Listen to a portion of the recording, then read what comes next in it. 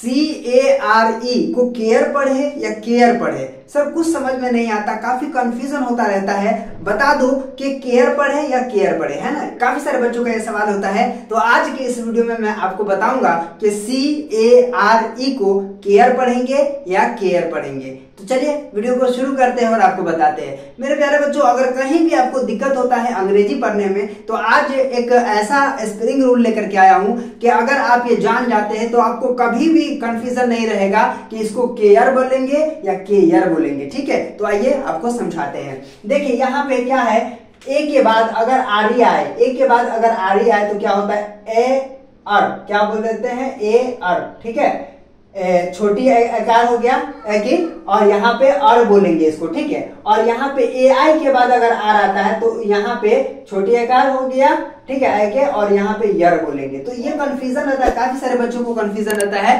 और काफी सारे बच्चे बोलते तो यही है, लेकिन ये समझ में आता है कि यर बोला जा रहा है लेकिन के अर होता है। तो आइए इसी पर आज हम लोग क्लास लेते हैं। देखिए लिखा है, जब किसी वर्ड में ए के बाद, जब किसी वर्ड में, है ना, कोई भी वर्ड, जैसे यहाँ पे देख लीजिए ये वर्ड है, इसमें करा ए के बाद, तो ए के बाद क्या है, ए के बाद आर ई आए, क्या है, आर और ई, आर ई यहाँ पे लिखा हुआ है, आए तो ए आर ई का उच्चारण, ए की मात्रा, छोटी ए की मात्रा, और यहाँ पे अर हो गया। ठीक है, तो इस तरह से पढ़ेंगे, होता है। और किसी वर्ड में ए आई के बाद, ठीक देखिएगा, ए आई के बाद आर आए, ए आई के बाद आर आए तो ए आई आर का उच्चारण जो है ए, यानी कि छोटी ए के आकार और यर, इसको यर पढ़ेंगे। आप समझिएगा, यहाँ पे और यर पढ़ा जाएगा।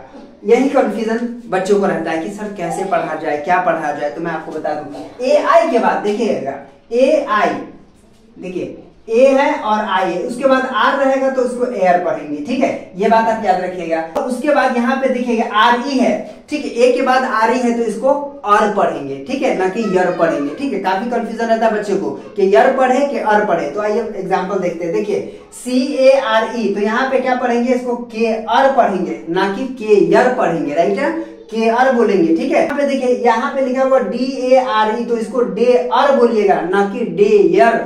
ठीक है, यर और अर, ये बात आप समझिएगा। तो ये बात आप समझिएगा, डे अर, तो इसको क्या पढ़िएगा, डे अर।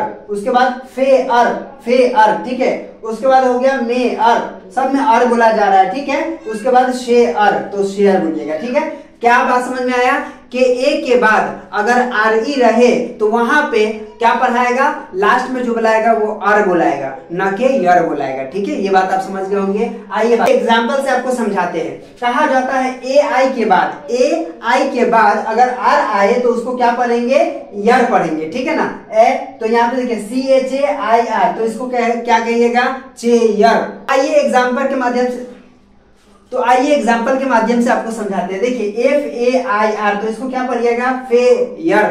ठीक है, उसके बाद HAIR, तो हे यर।